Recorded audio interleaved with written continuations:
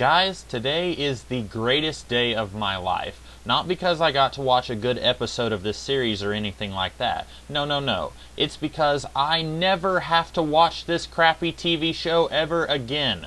I have been pretty harsh on this season since, well, probably since I reviewed the third episode of this season, if I'm being honest. But that's only because this show deserved my bile. Even in the worst parts of Season 1, this show was at least watchable back then. But once this show tried to do a heavy arc-style show with connections between episodes, it fell apart faster than a Chinua Achebe novel. But you know what? If you want to hear my griping about this season, you can go and listen to literally any of my reviews for the episodes of this season. Now it's time for me to talk about the two-part series finale to this show titled Dark Victory, no relation to the Batman comic book story of the same name.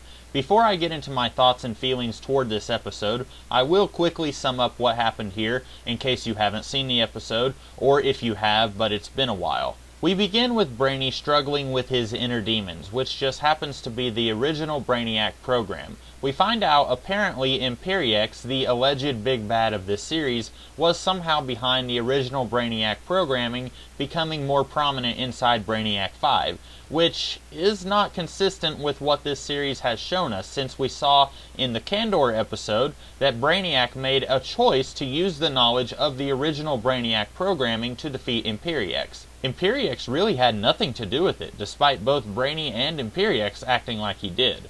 Anyway, all the characters in this show suddenly are acting like they are aware that this is the series finale, because even though the stakes have been about as high as the bottom of the ocean floor for this entire season, suddenly things are serious. Imperiex is making speeches to his army. Cosmic Boy is making speeches to the Legion. Why couldn't we have had stuff like this throughout the whole season? And then get rid of Imperiex about halfway through, and you've got Brainiac as the villain for the second half of the season.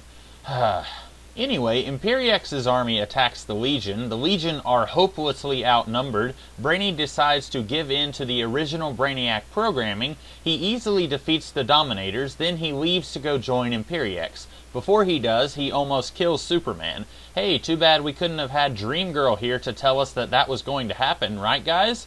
Then Brainiac kills Imperiex, then he sets out to bring order to the universe, which basically means transferring everything to the digital world. Brainy is captured by the Coluans, his people, and then he takes over all of them and enlists them to help him in his mission.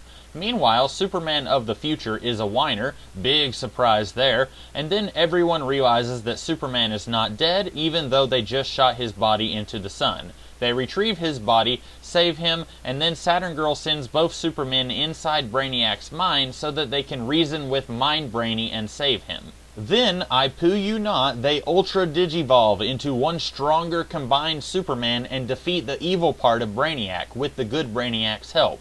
Then everything that was turned into digital information is restored, and somehow Brainiac 5 is now a humanoid with flesh and blood. Don't even know how the heck that works, but whatever, show's almost over because now Duo Damsel is Triplicate Girl again, Superman of the future goes back to the future after becoming a full-fledged member of the Legion, and Brainiac decides to quit the Legion. Then we get some useless post-credits scene, which, aren't they all useless?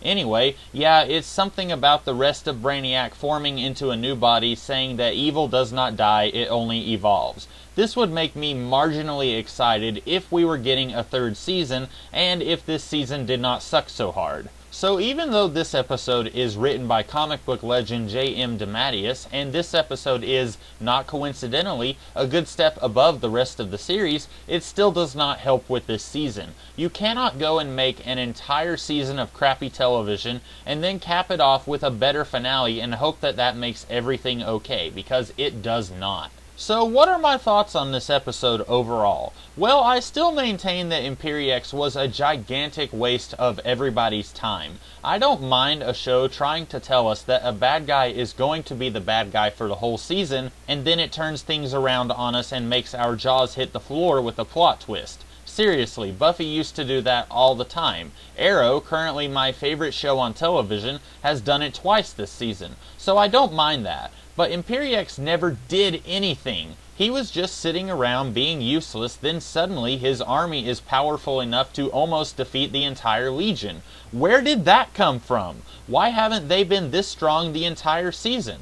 Like I said earlier, I think this whole season would have worked better for me if Imperiex was killed off about halfway through, and then Brainiac was the big villain for the rest of the season.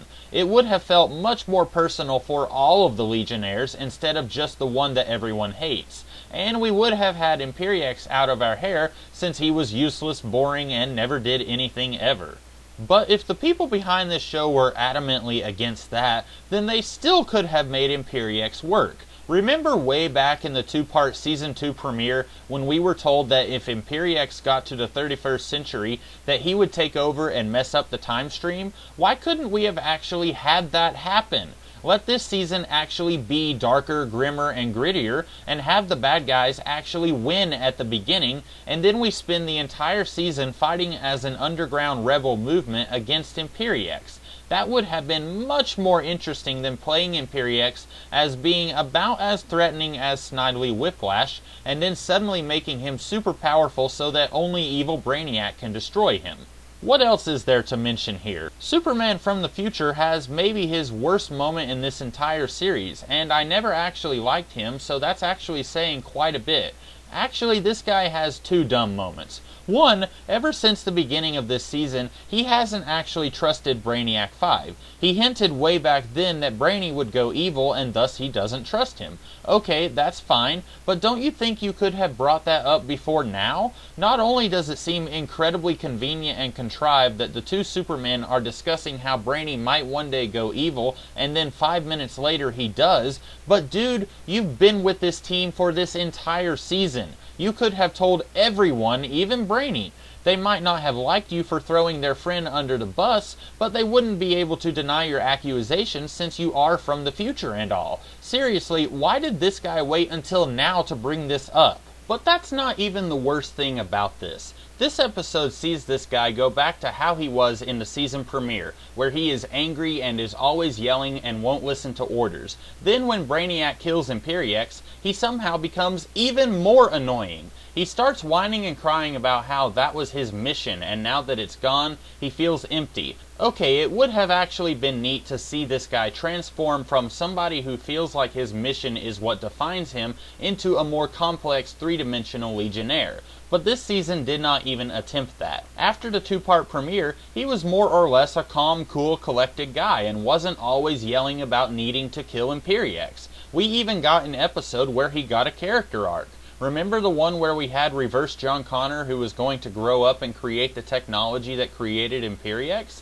And this guy decided to protect that kid even though it went against his mission? Yeah, that guy is not even the same character as this guy. Why did the people behind this show feel the need to regress this guy back to how he was at the beginning of Season 1?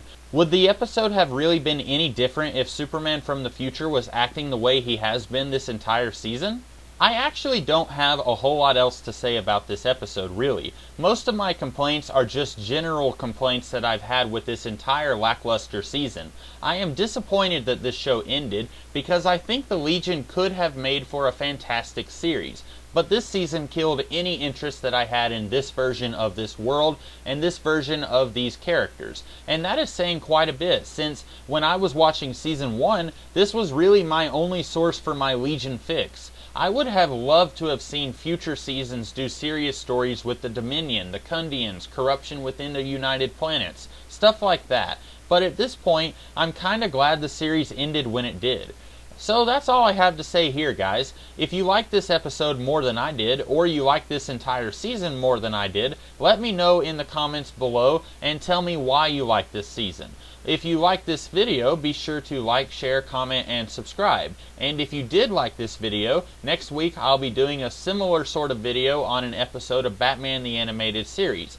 And the week after that, with no more Legion to do videos on, I'll be doing video reviews on episodes of Batman Beyond. But if there's some other kind of superhero series that you would like to see me do reviews of, maybe I can be convinced to do videos on another series. Until then, I hope you guys have a great rest of the day and a great week. I'll see you guys later. Have a good one.